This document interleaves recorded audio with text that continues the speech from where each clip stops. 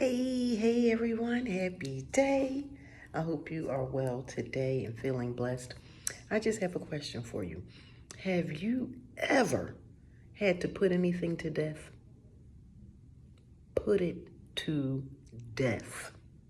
Well, let's go to scripture and you'll get where I'm coming from.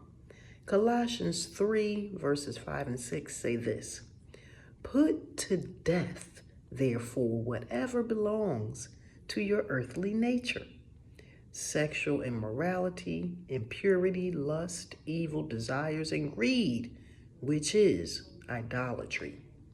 Because of these, the wrath of God is coming. So I encourage you, put them to death and be ready when he returns.